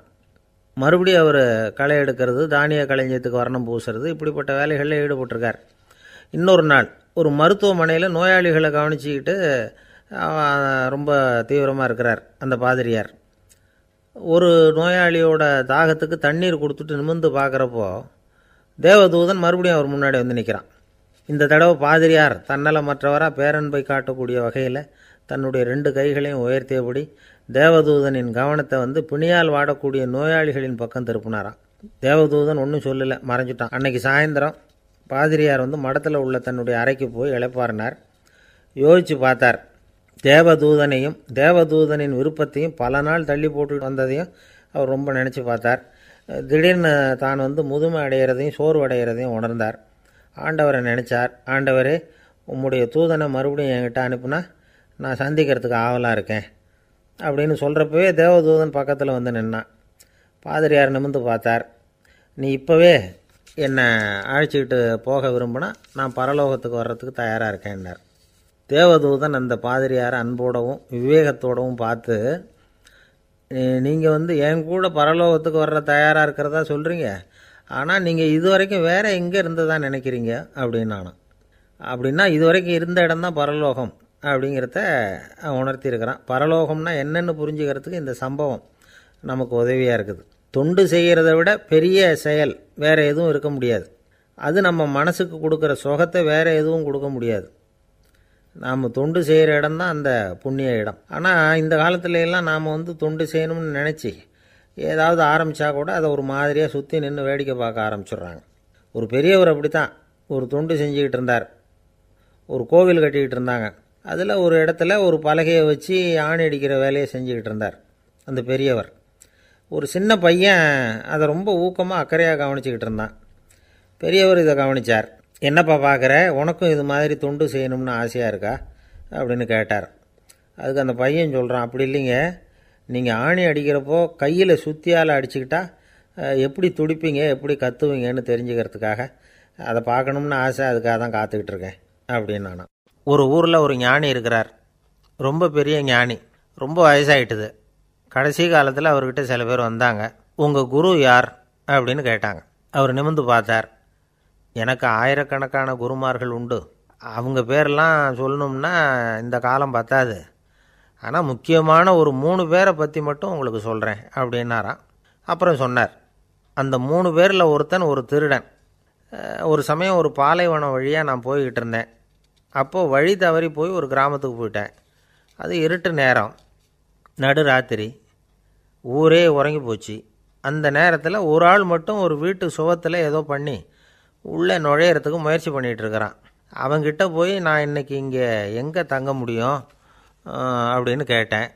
அதுக்கு அவன், இந்த ராத்திரி வேளையில் அது ரொம்ப சிரமம், ஒரு திருடனோட உங்களால் தங்க முடியும்னா நீங்கள் என்னோட தங்கலாம் அப்படின்னா. நான் அவங்க கூட 1 மாதம் தங்கியிருந்தேன். ஒவ்வொரு நாள் ராத்திரியும் இப்போ நான் என்னுடைய வேலைக்கு போகிறேன், நீங்கள் ஓய்வு எடுத்துக்கோங்க அப்படின்னு சொல்லிவிட்டு போவான். அவன் திரும்பி வந்த உடனே உனக்கு ஏதாவது கிடச்சிதான்னு நான் கேட்பேன். அதுக்கு அவன், இன்றைக்கி ராத்திரி ஒன்றும் இல்லை, நாளைக்கு மறுபடியும் முயற்சி பண்ணுவேன் அப்படின்பா. எப்பவும் அவன் நம்பிக்கை இழந்ததே கிடையாது, எப்பவும் சந்தோஷமாகவே இருப்பான். நானும் ரொம்ப காலமாக தியானம் பண்ணிக்கிட்டே இருந்தேன், ஒன்றுமே நடக்கலை. ஆனால் நான் என்ன பண்ணேன் தெரியுமா, மனசு வருத்தப்படும், நம்பிக்கை இழந்துருவேன். அப்போல்லாம் அந்த திருடனுடைய விடாமுயற்சி தான் ஞாபகத்துக்கு வரும். அதனால் அந்த திருடன் எனக்கு ஒரு குரு. என்னுடைய 2வது குரு யாருன்னா அது ஒரு நாய். இது எப்படின்னா, ஒரு சமயம் எனக்கு ரொம்ப தாகமாக இருந்தது. ஒரு நதியை நோக்கி போய்கிட்டு இருந்தேன். அப்போ ஒரு நாயும் வந்தது, அதுக்கும் தாகம். ஓடி வந்து ஆற்றை பார்த்துது. அதோட நிழல் வந்து ஆற்றுல தெரிஞ்சுது. அதை பார்த்ததும் பயந்துட்டுது. அதாவது அது தன்னுடைய சொந்த உருவத்தையே கண்டு பயந்தது. அதை பார்த்து குறைக்குது, திரும்பி ஓடிச்சு. ஆனால் அதுக்கு தாகம் அதிகமாக இருந்ததுனால அது மறுபடியும் திரும்பி வந்தது. பார்த்தா மறுபடியும் தண்ணியில் நாயோட உருவம் தெரியுது. இப்படி சில தடவை பண்ணிச்சு. இருந்தாலும் கடைசியில் தண்ணியில் குதிச்சுட்டுது துணிஞ்சி. இப்படி குதித்த உடனே அதோட உருவமும் மறைஞ்சுட்டுது. இதை பார்த்தேன். நான் என்ன புரிஞ்சுக்கிட்டேன்னா, எவ்வளவு தான் பயம் இருந்தால் கூட ஒருத்தன் தைரியமாக காரியத்தில் இறங்கணும் அப்படிங்கிறத புரிஞ்சுக்கிட்டேன். இந்த போதனை அந்த நாய்கிட்ட இருந்து எனக்கு கிடைச்சிது. இது ஒன்று. அடுத்தது என்னுடைய 3வது குரு யாருன்னா அது ஒரு சின்ன குழந்தை. நான் ஒரு சமயம் ஒரு நகரத்துக்கு போனேன். அங்கே ஒரு குழந்தை எரிகிற மெழுகுவத்தி ஒன்று எடுத்துக்கிட்டு வந்தது. நான் அந்த குழந்தைய பார்த்து வேடிக்கையாக கேட்டேன், ஏன் பாப்பா, இந்த மெழுகுவத்தியை நீயாவே கொளுத்துனியா அப்படின்னு கேட்டேன். ஆமான்னுது அந்த குழந்தை. சரி, இந்த மெழுகுவத்தி முன்னாடி எரியாமல் இருந்தது, இப்போ எரியுது. இந்த மெழுகுவத்திக்கு வெளிச்சம் எங்கேருந்து வந்தது, அதை எனக்கு காட்ட முடியுமா அப்படின்னு கேட்டேன் அந்த குழந்தைகிட்ட. இதுக்கு அந்த குழந்தை சிரிச்சுக்கிட்டு அந்த மெழுகுவத்தியை ஊதி அணைச்சுட்டுது. அதுக்கப்புறம் என்னை பார்த்து கேட்டுது, இப்போ இந்த மெழுகுவத்தியின் வெளிச்சம் போனதை பார்த்தீங்க இல்லையா, அது எங்கே போச்சுன்னு எனக்கு சொல்லுங்க அப்படின்னுது. அந்த குழந்தை இப்படி கேட்டதும் என்கிட்ட இருந்த ஆணவம் அழிஞ்சுட்டுது. நான் படித்ததெல்லாம் அந்த வினாடியில் சுக்கு நூறாக போயிட்டுது. என்னுடைய முட்டாள்தனத்தை நான் உணர்ந்தேன் அப்படின்னு இவ்வளவும் அந்த ஞானி விவரமாக சொன்னாராம். அதனால் நாம் இன்னார்கிட்டே இருந்து தான் இதை கற்றுக்கணுங்கிறது இல்லை, யாருக்கிட்டே இருந்தும் எதையும் கற்றுக்கலாம். நம்மால் ஒருத்தன் ஒரு நாய் வளர்த்துக்கிட்டு இருந்தான். அந்த நாய்க்கு வால் கிடையாது, யாரோ ஏற்கனவே வெட்டி எடுத்துட்டாங்க. இந்த நாய் தான் சார் எனக்கு குரு, அதுக்கிட்டே இருந்து கூட நான் பாடம் கற்றுக்கிட்டு இருக்கிறேன் அப்படின்னா. அப்படி என்ன கற்றுக்கிட்டேன் இந்த வால் இல்லாத நாய்கிட்டே இருந்து அப்படின்னு கேட்டோம். நாம் யாருக்கிட்டையும் வாலாட்டக்கூடாது அப்படிங்கிற பாடத்தை அதுக்கிட்டே இருந்து தான் நான் கற்றுக்கிட்டேன் அப்படின்னா. ஒருத்தர் சிகரெட்டும் கையுமா வந்தார். சார், இந்த புகைப்பிடிக்கிற பழக்கத்தை நிறுத்தி போடணும்னு தான் பார்க்குறேன், முடியலேன்னார். புகைப்பிடிக்கிறத நிறுத்துறது ரொம்ப சுலபம் சார் அப்படின்னார் இன்னொருத்தர். எப்படி சொல்கிறீங்கன்னு கேட்டார் அவர். நான் கூட ஏற்கனவே 10 தடவை அந்த பழக்கத்தை நிறுத்தி இருக்கிறேன் சார் அப்படின்னார் இவர். இதிலேருந்து என்ன தெரியுது, புகைப்பழக்கத்தை திடீர்னு விட்டு விடுறதுங்கிறது ரொம்ப கஷ்டம்னு தெரியுது. இருந்தாலும் இது சம்பந்தமான ஆராய்ச்சி, அனுபவம், இது ரெண்டையும் அடிப்படையாக வச்சு சில வழிமுறைகளை சொல்கிறாங்க. அதாவது புகைப்பிடிக்கிறத நிறுத்துறதுக்கு 10 வழிகள் உண்டு அப்படின்னு சொல்கிறாங்க. அது என்னங்கிறத தெரிஞ்சுக்கிட்டா உபயோகப்படுதான்னு பார்க்கலாமே.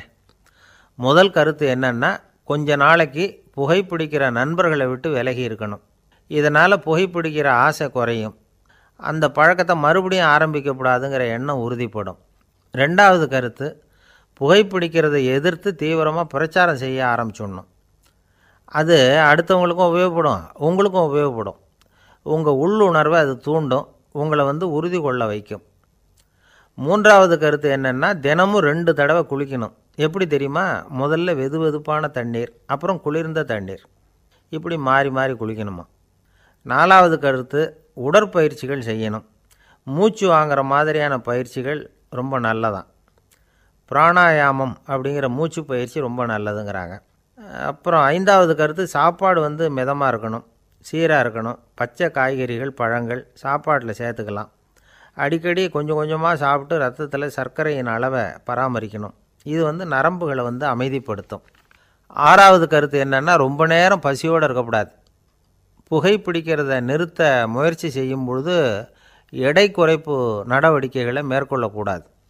ஏழாவது கருத்து, காப்பி, தேநீர், மதுபானம், அப்புறம் போதைப் பொருள்கள் கலந்த உணவுகள் இதெல்லாம் வேணாம்.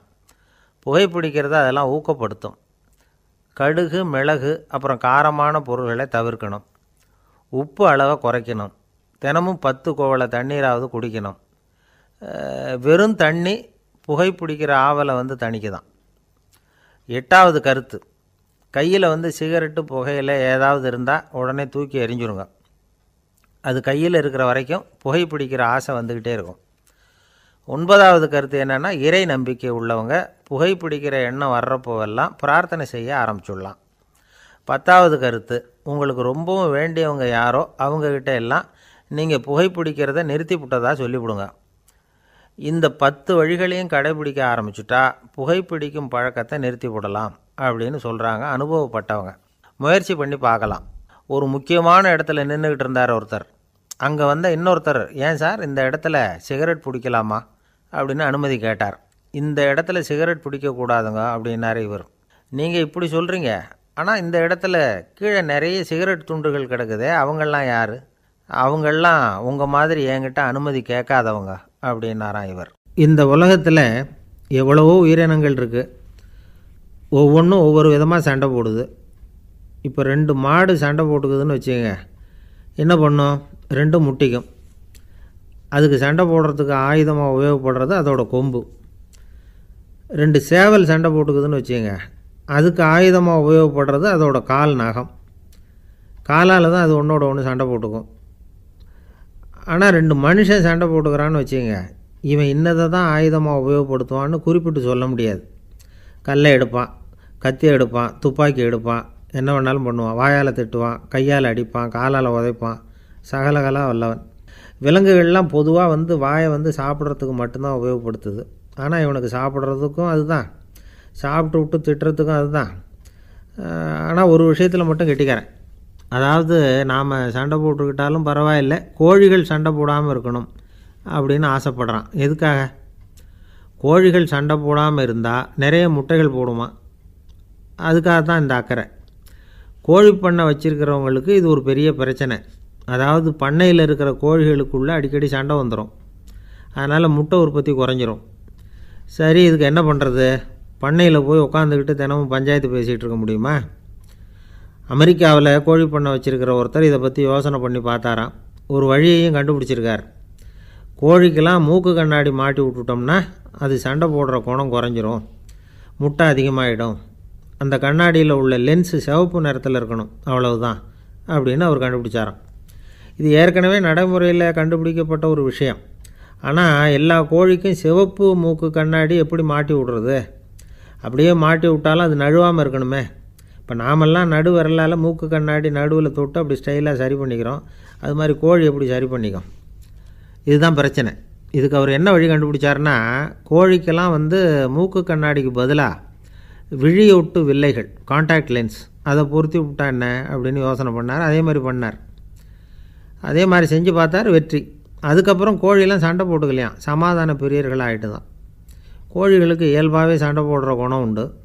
ஆனால் அதோட கண்ணுக்கு பார்க்குற பொருள்லாம் ரோஜா நிறத்துலையோ அல்லது இன்னும் சொல்லப்போனால் அழுத்தமான சிவப்பு நிறத்துலையோ தெரிஞ்சதுன்னா சண்டை போடுற குணம் குறைஞ்சிருதான்.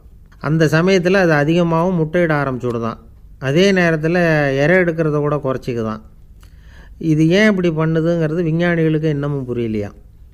எப்படியோ அமெரிக்க கோழிகள்லாம் கான்டாக்ட் லென்ஸ் பொருத்திக்க ஆரம்பித்தாச்சு. கோழி கழுத்தை பிடிச்சிக்கிட்டு ஒரு சில வினாடிகளில் அதை பொருத்தி போடுறாங்களாம்.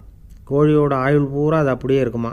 பண்ணையில் முட்டை உற்பத்தி குறைஞ்சா இது மாதிரி விஞ்ஞானபூர்வமாக பரிகாரம் தேடுறது தான் நல்லது. நமக்கு வேண்டியப்பட்ட ஒருத்தர் அவர் ஒரு கோழி பண்ணை வச்சுருந்தார். அந்த பண்ணையில் பாதி கோழி திடீர்னு செத்து போச்சு. உடனே ஒரு கால்நடை மருத்துவர்கிட்ட போக வேண்டியது தானே.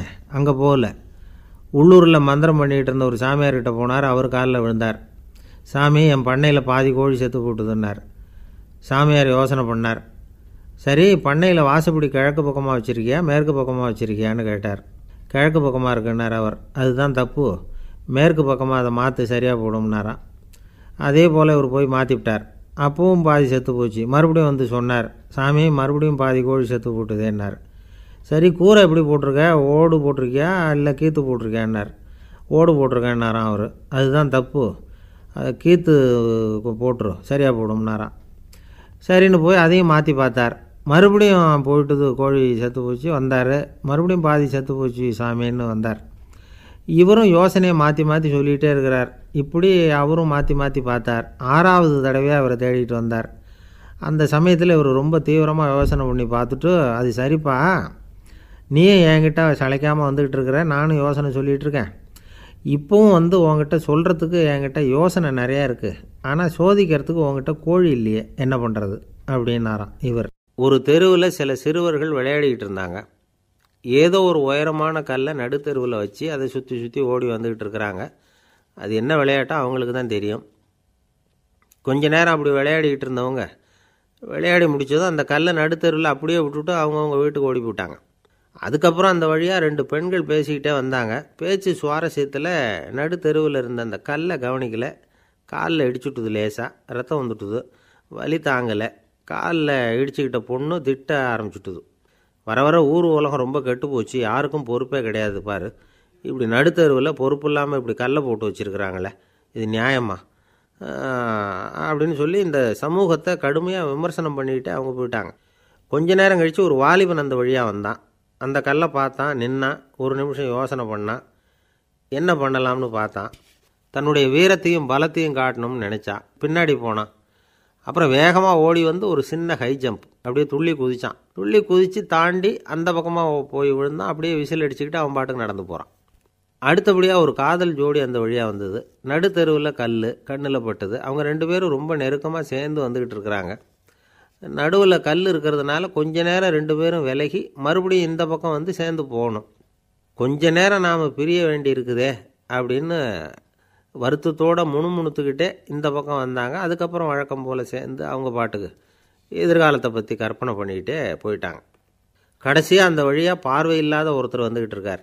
அவர் கையில் வழக்கமாக வச்சுருக்கிற அந்த ஊன்றுகோல், கையில் இருக்கிற அந்த ஊன்றுகோலால் தனக்கு முன்னாடி அப்படியும் இப்படியும் அப்படியே தட்டிக்கிட்டு பார்த்துக்கிட்டே அவர் மெதுவாக நடந்து வந்துக்கிட்டு இருக்கிறார். வழியில் இருக்கிற அந்த கல் தட்டுப்பட்டுது. உடனே நடுத்தெருவில் ஒரு கல் இருக்குங்கிறத அவர் புரிஞ்சுக்கிட்டார். உடனே குனிஞ்சார். அந்த கல்லை தடவி பார்த்து எடுத்தார். தெரு ஓரமாக கொண்டுட்டு போய் போட்டார். அதுக்கப்புறம் அவர் பாட்டுக்கு அவர் வழியில் நடந்து போனார். இப்போது இதில் பல பேர் வந்தாங்க போனாங்க. இவங்களில் பார்வை உள்ளவங்க யார், பார்வை இல்லாதவங்க யார்? இப்படி ஒரு கேள்வி கேட்டால் என்ன பதில் சொல்ல முடியும்? கொஞ்சம் யோசித்து பார்த்தா இன்றைக்கி பல பேர் இப்படி தான் இருந்துக்கிட்டு இருக்கிறோம். ஒரு ஆள் பார்க்குறதுக்கு பெரிய மனுஷன் மாதிரி இருக்கார். ஒரு தெரு வழியாக நடந்து வந்துக்கிட்டு இருந்தார். இருட்டு நேரம். வழியில் ஒரு பெரிய கல் கிடந்தது, கருங்கல். பார்த்தார். கொஞ்ச நேரம் யோசித்தார். போய் தூக்கி பார்த்தா ரொம்ப கனமாக இருந்தது. இன்னொரு ஆள் சேர்ந்தாதான் தூக்க முடியும்.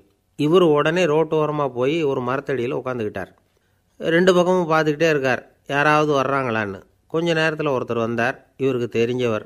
என்னங்க இந்த நேரத்தில் இங்கே உட்காந்துருக்குறீங்கன்னு கேட்டார் அவர். அதோ அந்த கருங்கல் அப்படின்னு சுட்டி காட்டினார். ஓ, அதை தூக்கி ஓரமாக போடணுமா? வாங்க 2 பேரும் தூக்கலான்னார் வந்தவர். நான் அதுக்காக உட்காந்துருக்கலேன்னார் இவர். பின்ன வேற எதுக்காகன்னார் அவர். ஒரு மனுஷன் கருங்கல்லில் காலை இடிச்சுக்கிட்டான்னா எப்படி துள்ளுவான்னு பார்க்கணுங்கிறது எனக்கு ரொம்ப நாளாக ஒரு ஆசை. அதுக்காக தான் உட்காந்துருக்கிறேன் அப்படின்னாராம். என்னுடைய நண்பர் ஒருத்தர் ஆழ்ந்த சிந்தனையில் இருந்தார். என்ன யோசனை பண்ணுறீங்கன்னு கேட்டேன்.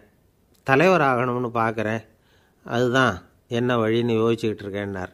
நான் கூட அது மாதிரி யோசித்து பார்த்தேன். அதுக்கப்புறம் அந்த யோசனையை கை விட்டுட்டேன் அப்படின்னோம். ஏன்னு கேட்டார். அதுக்கான தகுதிகள் நமக்கு இல்லைங்கிறது புரியுது. அது நமக்கு புரியறத விட நம்ம விட மற்றவங்களுக்கு நல்லா புரிஞ்சு போச்சு. அதனால் பேசாமல் கம்முன்னு இருந்துடுறது தான் நல்லது அப்படின்னோம். தலைவர் ஆகிறதுக்கு தகுதிகள் வேறு உண்டோ அப்படின்னு கேட்டார். அவர் யதார்த்தமாக தான் கேட்குறார். நாங்கள் உடனே எங்ககிட்ட இருந்த ஒரு புஸ்தகத்தை எடுத்து அவர்கிட்ட கொடுத்தோம். படித்து பாருங்கன்னு. தலைவர் ஆகிறதுக்கு என்ன வழி அப்படிங்கிறத பற்றி அதில் போட்டிருக்கிறாங்க. முதல் வழி என்ன தெரியுமா? ஒரு 4 பேர் முன்னாடி இல்லைன்னா ஒரு கூட்டத்துக்கு முன்னாடி நீங்கள் பேச போகிறீங்க. அப்போ எப்படி ஆரம்பிக்கணும்னா, உண்மையான புகழ்ச்சி, நேர்மையான பாராட்டு, இதோடு ஆரம்பிக்கணும். எடுத்ததுமே அது சரியில்லை இது சரியில்லைன்னு பேசிகிட்டு இருக்கக்கூடாது. மக்களை பார்த்து நீங்கள் தான் தப்பு பண்ணிவிட்டீங்க அப்படின்னு நேரடியாக சொல்லக்கூடாது. தவறு இருந்தாலும் அதை மறைமுகமாக ஏதாவது கதை சொல்லி அதிலிருந்து அவங்க புரிஞ்சுக்கிற மாதிரி செய்யணும். அடுத்தவங்க பண்ண தப்பு என்னன்னு அலசறதுக்கு முன்னாடி நீங்கள் பண்ணின தப்பு என்னங்கிறத பற்றியே பேசுங்க. எதுக்கும் நேரடியாக உத்தரவு போட்டுக்கிட்டு இருக்கக்கூடாது. இதை நீங்கள் செய்யணும் அப்படின்னு சொல்கிறதுக்கு பதிலாக நீங்கள் இப்படி செஞ்சால் எப்படி இருக்கும் அப்படின்னு கேள்வி மாதிரி கேட்கணுமா. இப்படி கேட்டால் அது உத்தரவு மாதிரி தெரியாதான். அடுத்தவங்க மரியாதையை காப்பாற்றுறது மாதிரி பேசணுமா. உங்கள் பேச்சு இன்னொருத்தரை அவமானப்படுத்துறது மாதிரி இருக்கக்கூடாதான். ஏண்டா இவங்கிட்ட போய் மாட்டிக்கிட்டோம்னு யாரும் நினச்சிடக்கூடாது. ஒவ்வொரு சின்ன வளர்ச்சியையும் பாராட்டணும். வெற்றி சாதாரணமாக இருந்தாலும் பாராட்டாமல் இருந்துடக்கூடாது. பாராட்டும் பொழுது தாராளமாக இருக்கணும். குறை சொல்லும் பொழுது கவனமாக இருக்கணும். வாய்க்கு வந்தபடி பேசிவிட்டால் அதுக்கப்புறம் வகையாக மாட்டிக்கிட்டு முழிக்க வேண்டியிருக்கும். நீங்கள் பேசுகிறது இன்னொருத்தருக்கு ஒரு கௌரவத்தையும் மரியாதையும் உண்டு பண்ணுறது மாதிரி இருக்கணும். நீங்கள் பேசுகிறது அடுத்தவங்களுக்கு இருக்கிற கொஞ்ச நெஞ்ச மரியாதையும் எடுத்து விடுறது மாதிரி இருக்கக்கூடாது. உங்கள் பேச்சை கேட்டால் கேட்குறவங்களுக்கு ஒரு ஊக்கம் வரணும், உற்சாகம் வரணும். தவறு எதுவாக இருந்தாலும் அதை சுலபமாக திருத்திக்கலாம், சரி பண்ணிக்கலாங்கிறது மாதிரி இருக்கணும் உங்கள் பேச்சு. அடுத்தவங்களை சந்தோஷப்படுத்துங்க. உங்கள் யோசனையை கேட்டு நடந்துக்கிறதுனால அந்த சந்தோஷம் அவங்களுக்கு கிடைக்கணும். இந்த தகுதியெல்லாம் உங்ககிட்ட இருந்தால் நீங்கள் ஒரு சிறந்த தலைவராகலாம் அப்படின்னு அந்த புஸ்தகத்தில் போட்டிருக்குது. இந்த காலத்தில் தலைவர் ஆகிறதுக்கு வேறு சில தகுதிகள்லாம் கூட தேவைப்படுது. ஒரு புள்ள தன்னுடைய அப்பா கிட்ட, அப்பா உன்ன மாதிரியே நானும் அரசியலில் சேரணும், தலைவர் ஆகணும்னு ஆசைப்படுறேன். இன்னையிலேருந்து எனக்கு அரசியல் பாடம் கற்றுக் கொடு அப்படின்னு கேட்டிருக்கான். அவரும் சரின்னு சொல்லிவிட்டு ஒரு பெரிய ஏணியை எடுத்துகிட்டு வந்தாராம். ஒரு செவுத்தில் சாத்தினார். இந்த ஏணியில் ஏறி உயர போய் அங்கே பரன் மேலே இருக்கிற ஒரு புத்தகத்தை எடுத்துகிட்டு வாடான்ருக்கார் மகனை பார்த்து. அப்பா ஏணி ரொம்ப உயரமாக இருக்குது, நீ ஜாக்கிரதையாக இதை பிடிச்சிக்கோ, நான் ஏறி போகிறேன் அப்படின்னு நான் பையன். பயப்படாத நான் பார்த்துக்கிறேன்னார் அப்பா. பையன் ஏணியில் ஏறினா உச்சிக்கு போனதும் அப்பா கையை எடுத்துட்டார். ஏணி அப்படியே சரிஞ்சுட்டுது. பையன் பொத்துன்னு கீழே விழுந்துட்டான். இடுப்பை பிடிச்சிக்கிட்டே எழுந்திரிச்சான்.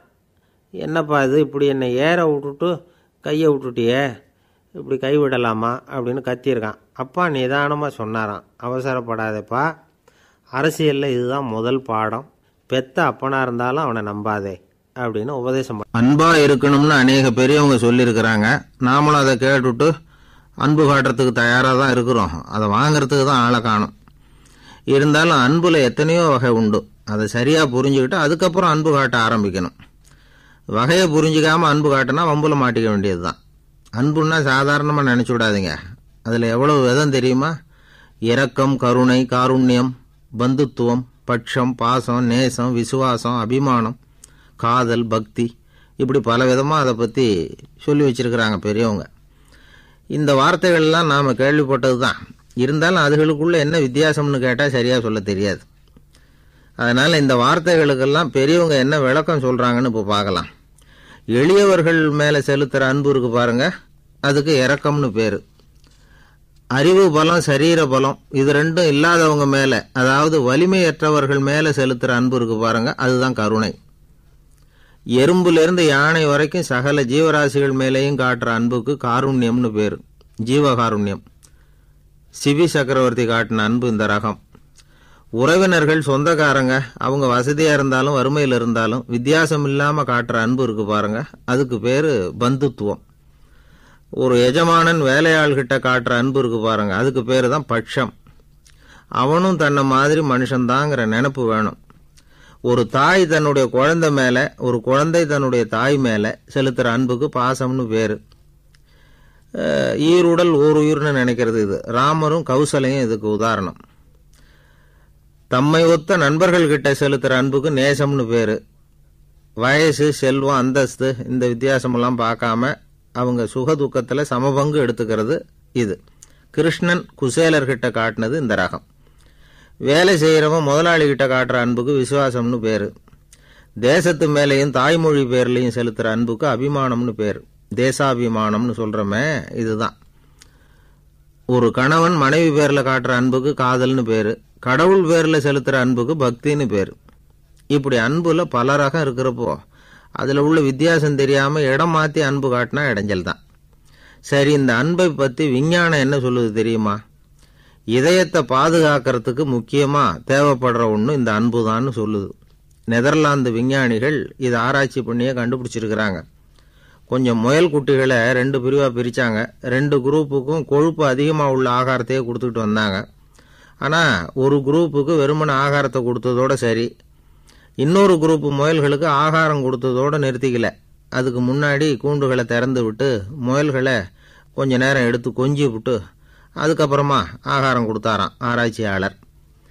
இந்த குரூப்புக்கு இதய பாதிப்பு 60% குறைச்சலா இருந்துதான்.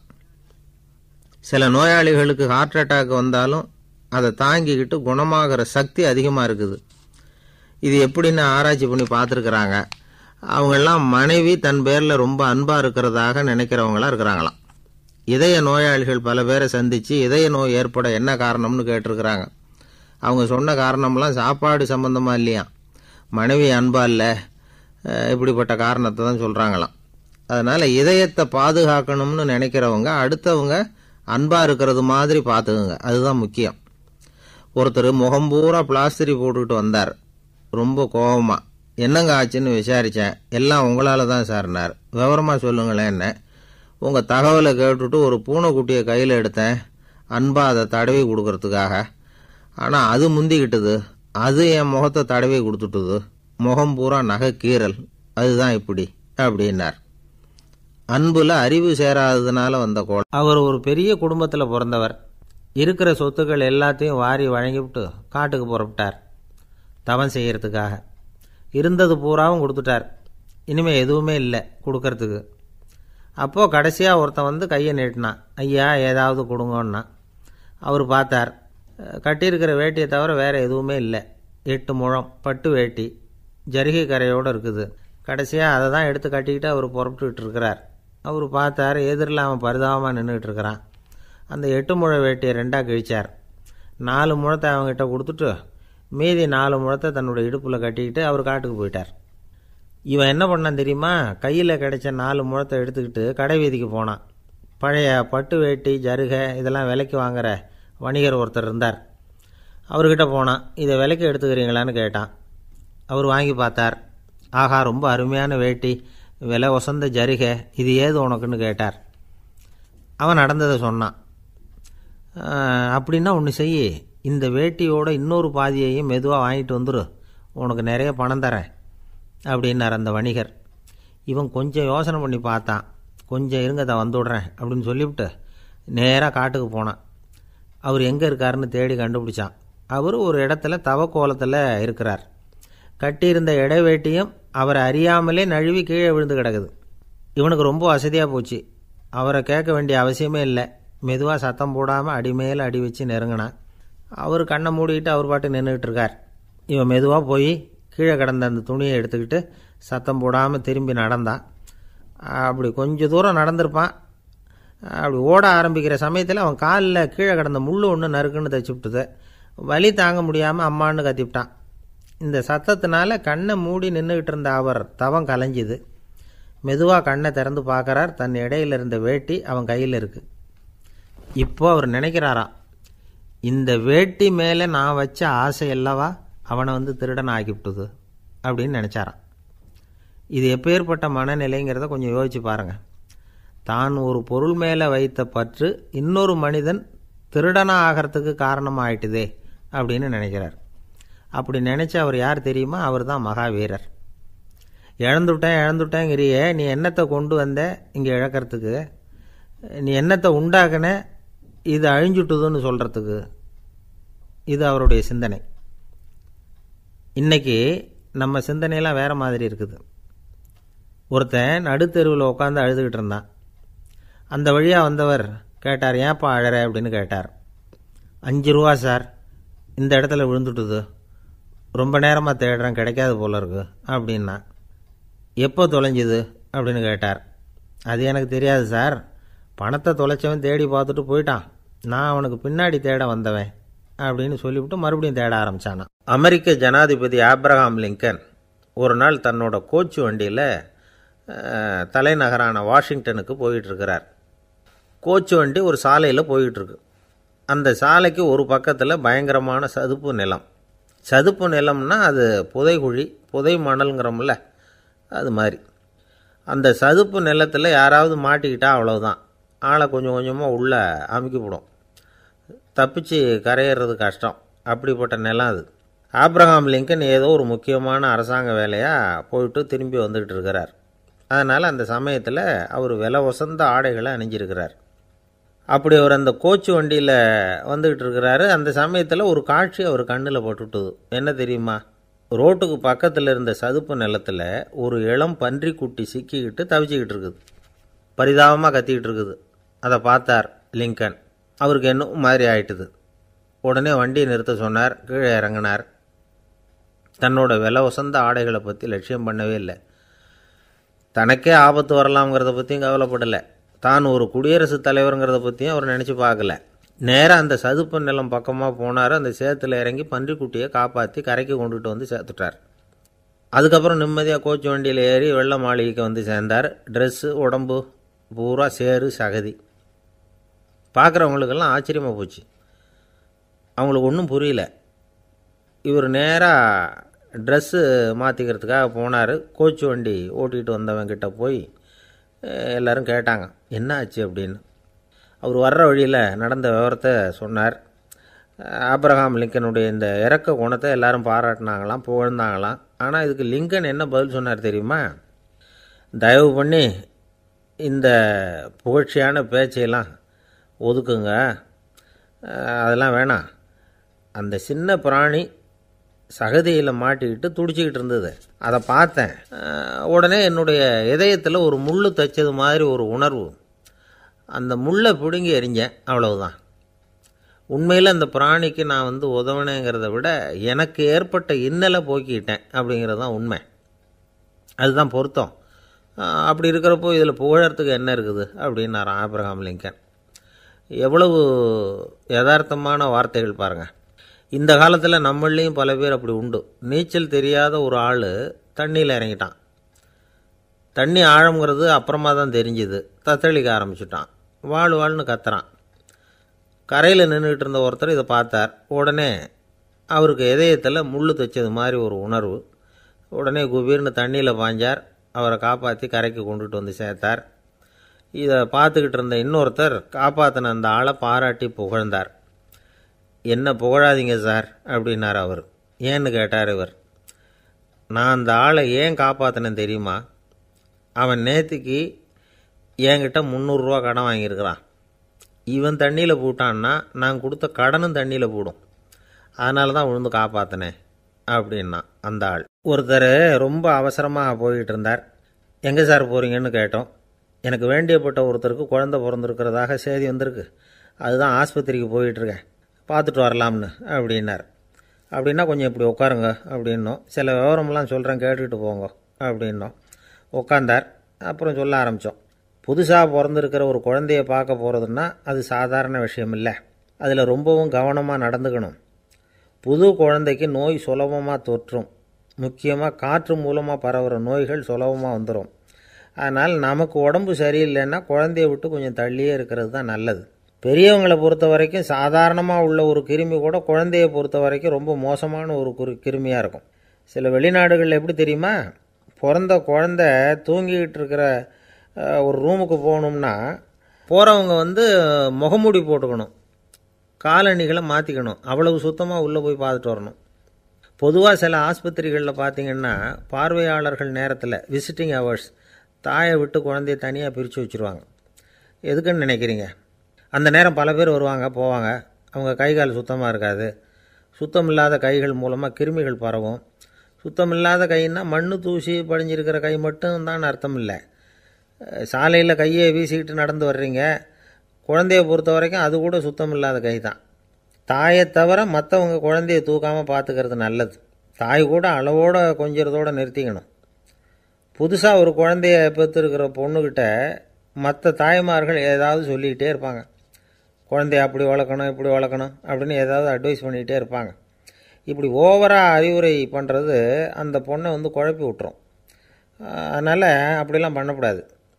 அந்த பெண்ணே ஏதாவது கேட்டால் கூட டாக்டர் சொல்ல வேண்டிய விவரங்களையெல்லாம் நாமே சொல்லிகிட்டு இருக்கக்கூடாது. புதுசாக பிறந்திருக்கிற குழந்தைய மட்டும்தான் இப்படி பார்க்கணும்னு இல்லை. ஒரு நோயாளி குழந்தைய பார்க்க போகிறதுனா கூட ரொம்ப எச்சரிக்கையாக தான் நடந்துக்கணும். ஒரு தின்பண்டமோ விளையாட்டு சாமானோ அந்த குழந்தைக்கு நாம் வாங்கிட்டு போகிறதா வச்சுக்குவோம். அதை நேராக கொண்டுகிட்டு போய் அந்த குழந்தைகிட்டே கொடுக்கக்கூடாது. அதோட அப்பா அம்மாக்கிட்ட ரகசியமாக கொடுக்கலாம். அவங்க முடிவு பண்ணட்டும் குழந்தைகிட்ட அதை கொடுக்கலாமா வேண்டாமாங்கிறத. அவங்களுக்கு தான் தெரியும் அதோட மனசும் உடம்பும். உங்கள் அக்கறையை காட்டுறதா நினச்சிக்கிட்டு குழந்தை வாயில் எதையும் கொண்டுட்டு போய் போடாதீங்க. போகிறப்போ உங்கள் வீட்டு குழந்தையும் அழைச்சிட்டு போகாதீங்க. இது நோயை வாங்கிட்டு வந்துடும், அல்லது புதுசாக ஒரு நோயை அதுக்கிட்ட கொடுத்துட்டு வந்துடும். என்னதான் உங்களுக்கு பழக்கமான குழந்தையாக இருந்தால் கூட அதுக்கு விருப்பம் இல்லைன்னா பேசக்கூடாது. அங்கே போய் அவங்க பள்ளிக்கூடத்தை ஞாபகப்படுத்திகிட்டு இருக்கக்கூடாது. நோயில் இருக்கிறப்ப ஸ்கூலை பற்றி பேச அது விரும்பாது. ஆஸ்பத்திரியை விட்டு வெளியில் புறப்படுறப்போ குழந்தைகிட்ட சொல்லணும்னு அவசியம் இல்லை. அதோட அப்பா அம்மா கிட்ட சொல்லிவிட்டு புறப்பட்டா போதும். குழந்தை கோபிச்சிக்காது. சமூக சம்பிரதாயத்தை பற்றி அது கவலைப்படுறதில்ல.